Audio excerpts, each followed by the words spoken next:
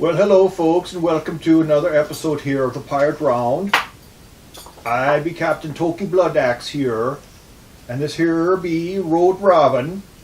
We're on the ship the Carry and the Crow, and we're doing this episode here because we miss you guys and we want you to enjoy yourselves here during this time. We want to talk more about different sorts of a history. And we want to talk more about the different kinds of the sea raiders and pirates of the North. And of course, that's be talking about the Norse, otherwise known as the Vikings. Now we'll be going a little bit back in time. I'm not going to be doing this bad accent, so I'm going to stop it right about now. Right about now. Okay. So, we're going to be talking about another sort of Viking, and we're going to be taking it back in time, too, around the 700s to... 1000, about the 10th. Well, they say the 10th century. Yeah, they say the beginning of the Viking Age was, well, the Norse and Viking are two different things. But the beginning of the Norse expansion was roughly around 720 when the Norse came out of Norway and raided Lindisfarne. But actually, they had already raided other parts of Britain at that time. But that's the most significant raid because, of course, it was written about by the English. And in that raid, Scarlet Raven, they would have used stuff like this, axes, Viking swords, and other accoutrements, like spears. We don't have a spear, but we'll get one soon. And we're going to greet our friends here in just a moment, but you know what we're going to do first is I'm going to take off this spectacled helm. Now, if you're thinking, why are they doing Viking instead of pirates? Well, you know, Vikings were sort of pirates. And it's not that we haven't run out of things to talk about. We have been wanting to do some reviews on Mead. Oh my goodness, that's heavy. Now, Mead is a drink, it's considered the oldest fermented drink known to mankind. They found it dating to the Celtic and Egyptian time frame. There. And it's now making a popular comeback. Now, Mead was something that pirates would have probably also had to drink. And if you know the band Ailstorm, there's a lot of references. Rum, beer, quests, and mead. These are the things that a pirate needs.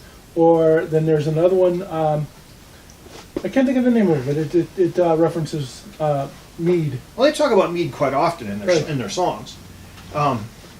Not that we're here to talk about Ailstorm, but... No, we're not. And the thing is about mead is I don't think pirates would have actually had a lot of exposure to it because it would spoil in the heat of the Caribbean. Right. Vikings, on the other hand, because they sailed the colder seas, probably had more of an exposure to mead, of course. They talked about the mead, the sacred horns, and we'll get into that here. But first, we're going to toast our friends. These are chalices we took from Lindisfarne. These are chalices from the cathedral at Lindisfarne. And we say to you, friends, Skål. Skål.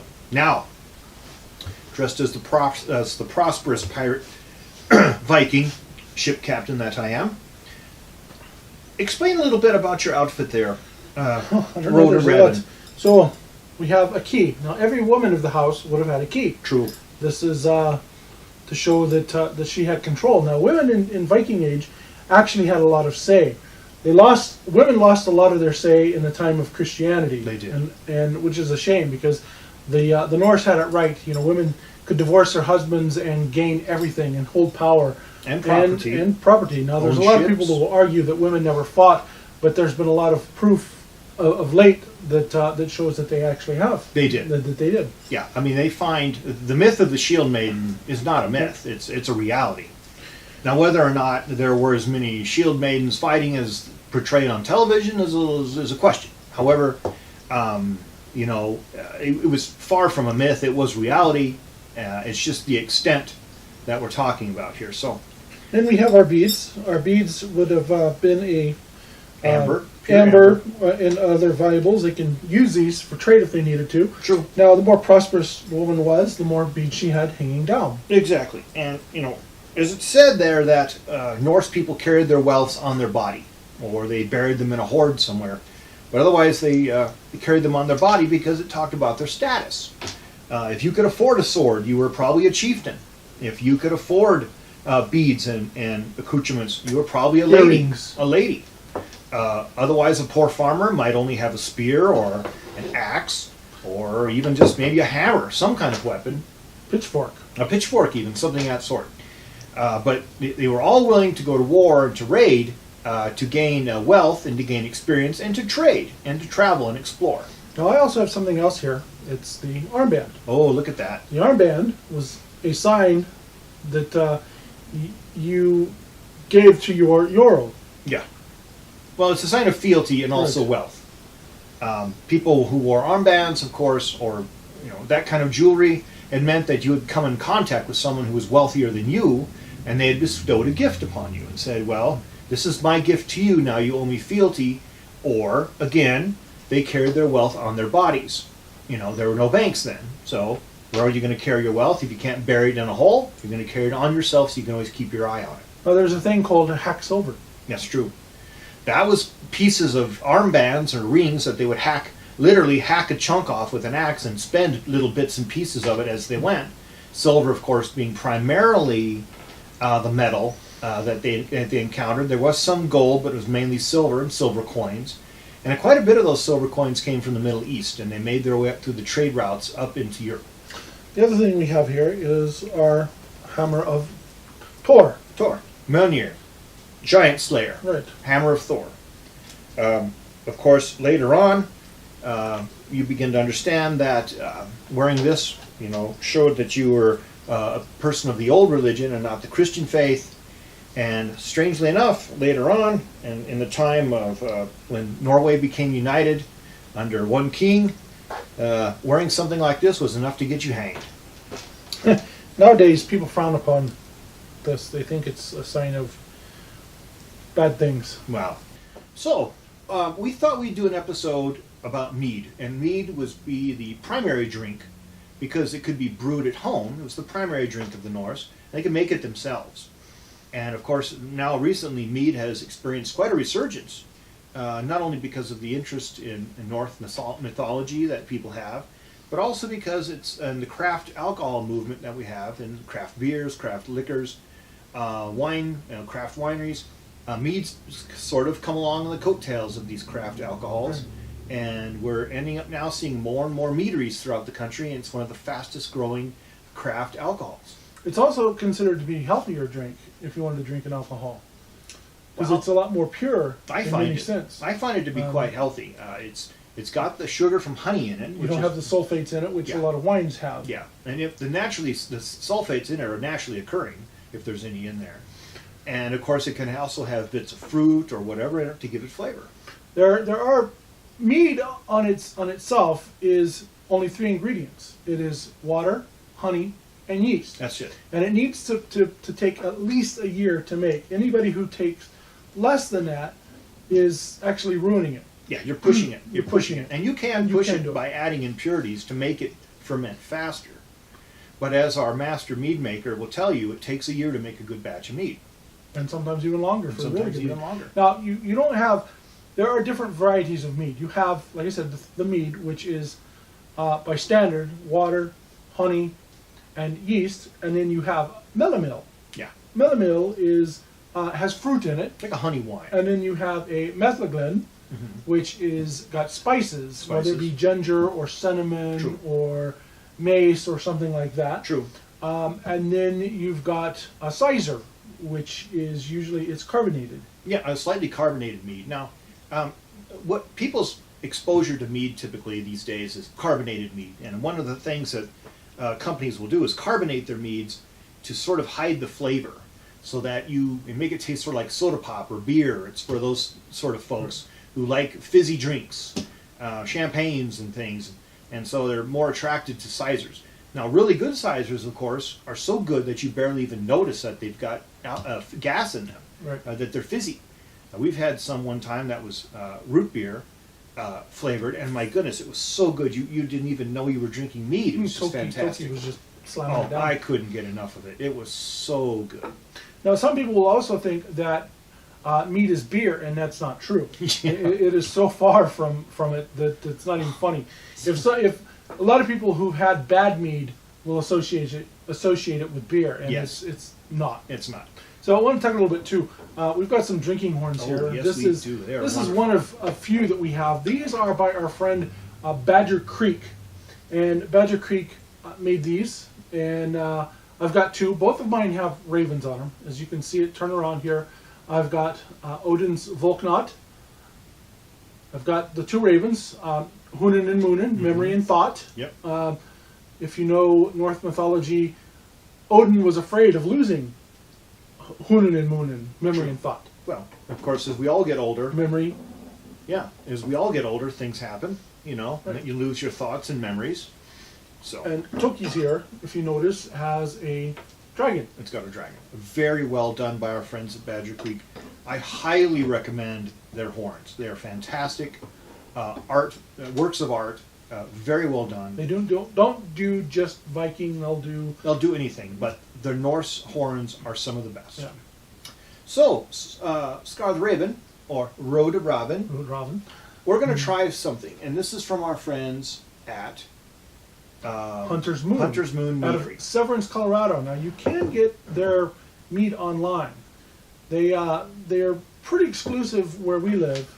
We're quite good friends with Kim and Greg Bodish of Hunters Moon. We haven't been over there in a while. When we go over there, we usually Drink as much as we can. get as much as we can and buy as much as we can. Now this is the Velvet Moon, which is a blackberry blossom honey mead.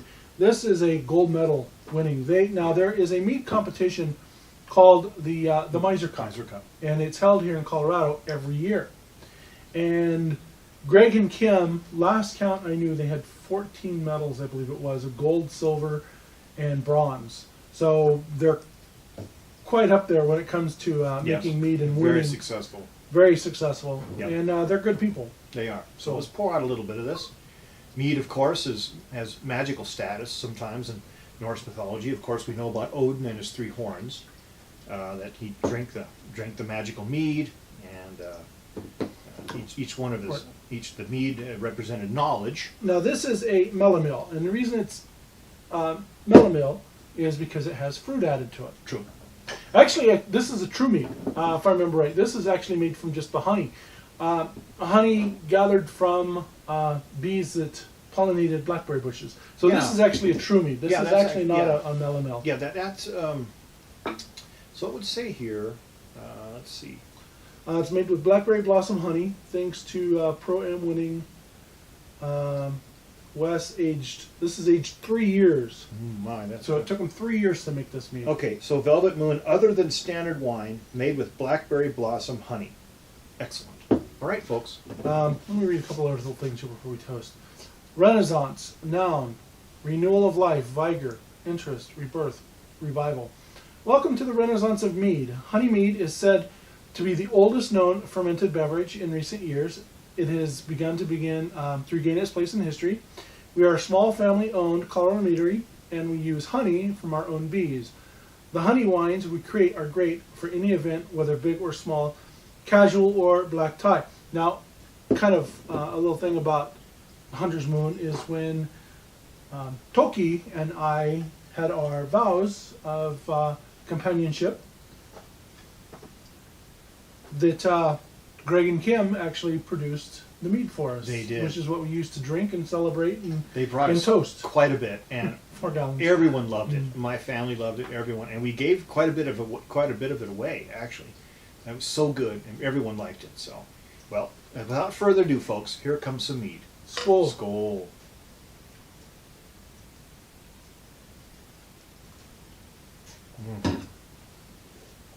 Still got it. Smooth and fruity, just sweet enough. That is good. Now Oh. this is a sweeter mead, Yes, it is. but it's got a fantastic blackberry taste to Yeah, it. absolutely. It's just enough sweet from the honey. It's not overwhelming. You can taste the blackberry in it. I mean, I love fruits and stuff like that. Love berries. Fruit, berries, and We're the parked berry. there, you can see. Yeah, the berry flavor in it is just absolutely fantastic. It's not overwhelming. It's quite velvety and smooth, like Velvet Moon. Wouldn't you say? That's so good. It is so good. I drank all night once. Can't resist. Oh, that is so good. Yeah. Mead is something that we like to take up and drink around a fire Oh yes, when we we go love it. camping. We love it. Or even when we're at home, we have our own fire going. It just seems to go well with so many times and occasions, especially with the time that you spend in nature. To bring some mead with you, to sample it, it's just so good. Now, mead by volume, alcohol by volume is usually. Let's pour a little more of that mead here. Let's see. This is actually 16% alcohol by volume, so it's got a little bit of a punch. You drink enough of this, and you'll feel it. Yeah, well, it's a little bit like a strong wine or a brandy in a way. So you have to be careful how much you drink, especially if it's really cold and you kind of want to guzzle it. The thing about it is, I found that you can drink a lot of mead, but you don't really feel hungover, and I think that has a lot to do with the sugars in it, and the fact that it's pure And it's not sulfite. and it doesn't have a lot of impurities in it. So, I mean, I'm not advocating getting blitzed on mead, but I am saying that if you want to drink a lot and enjoy all the flavors of it, it's probably one of the better alcohols to drink because it doesn't make you feel sick. Skull. Skull. 2.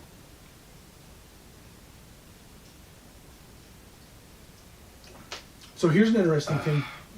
That's good. So, as we showed our rings, Yar. did you know that the wedding ring is a Viking tradition? I have heard that, and I believe you are right. I thought you told me that story one time. Yes. It's pretty cool. This actually dates, the wedding ring is a Viking tradition. Norse. Let's say Norse tradition. Norse. Yeah. Because Viking is actually the wrong term. Vikings were what you did. It's what you did. You went a Viking, which is you went raiding or you went traveling, which is why we at the Pirate Round are doing Vikings today, because they were the first sea raiders.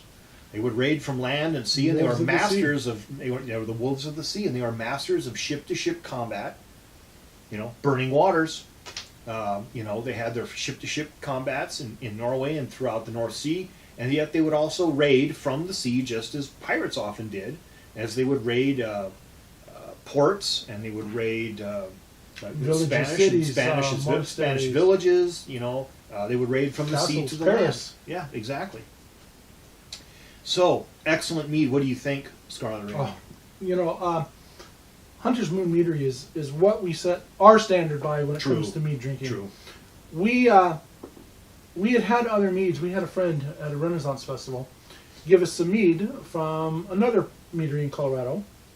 Yeah, and it was Velvet Moon. Yeah, and it actually is not Velvet Moon. It was a raspberry chocolate satin or velvet. What it was first. Yeah, and it was really good, and that's what got us started drinking mead. And we went to a local place, and they had Hunter's Moon. And we had other meads from another local Colorado. We're not going to mention the name. No. Which just was not a very good mead. No. And we will, if you come to us and we share meads, we'll tell you the names and avoid it. It was actually given to us by a friend of ours that visited. They didn't know better. I appreciate the kindness. I appreciated the kindness and the gift. I thought it was really sweet and really nice. And it is something you can drink. It is just not. It's not as good as Hunter's Moon. We went to a local place and they had this, and we tried it, and we're like, "Wow, this is really good." And we started digging around to find it, and called them up and went on over and buy it directly from them. Now you can buy it from liquor stores. You can buy it online. I will try and put the information down below. I will reach out to Kim, who pretty much runs the business. Greg is the brewmaster. Kim is the business. True. And get all the information from her, and we'll be putting that down below. Oh, this is so good. I drank mine already.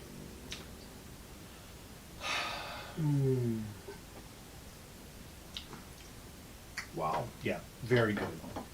Very pleasurable. The thing about mead is that it's a very social drink. You pass it around to your friends. You talk about it. You discuss it. I mean, it goes back 1,000 years, folks, in Norse culture. Brewing their own mead, tasting it, sampling it, drinking it at celebrations. And like I said, it's actually the oldest. They found it in jars in Egypt. Yes, and fermented honey. Yeah, it's a very social drink, something to share with your friends. And certainly this mead from Hunter's Moon is very good and such a excellent social drink to share with your friends. So I think with that, we'll end this episode of the Viking round. The Viking round. What would we give this mead? Hunter's Moon Meadery is, to me, it is the epitome. Meads And there's out other there, really folks. good meads out there. So, what would you give this? I would have to give this probably 4.5. Axes? 4.5 axes. Yeah. I have never tried a 5-axe mead. I'm sure it's out there. This particular type, the Velvet Moon, to me is definitely a 4.5 axe mead. So good. Drink it cool, not overly cold, and not on ice, so you No. don't get it watered down. But definitely a 4.5 axe mead. It goes great with cheese and crackers. And, Yes, it does. And And meats dessert, and it's something. It complements a great deal of the foods that you're eating. You know, sweet, of course, complements salty. You can and cook so with it. forth. Kim actually cooks with a lot of meats and Oh. makes a lot of things out of meats. Well, I could see that. I mean, if I think she's got a recipe book that's you got. want to add meats. flavor, I mean, that's really an interesting way to add flavor. Can't say we've ever tried it, but Well, I could try it someday. So, Hunter's Moon Meadery, Velvet Moon Mead, Blackberry Blossom Mead, absolutely exquisite, wonderful to drink, so tasty. I cannot recommend it enough. Brewed here in the Rocky Mountains, and wonderful to drink and to drink as a social drink with your friends. And we love it and we enjoy it. And this is our extra special episode of the Viking Round, and we have our friends here with us. We have Bairn Fuzzyside. We have Bilge, the Bilgy Rat. We have Captain Redbeard, who is our Squatch. Erik the Redbeard, who's our Squatch. and you have Runa. And we have Runa, Red Scarf, who is our road scarf. who is our matriarch of the clan, and who casts the runes for us. And so, folks, we say to you now, thank you so much for watching this rather unusual episode of the Pirate Round, but it's been very pleasurable for us to make, and we really appreciate you, and really appreciate you tuning into our show, and we hope you enjoyed it. We say to you now, folks, be strong, be kind to each other, take care of yourselves. Don't let anyone grind you under their boot heel. Be true to yourself. Be true to yourself, because you be a pirate / Viking, you don't have to take shite from anyone. Be strong, be true to yourself, smooth sailing, and skål. Skål.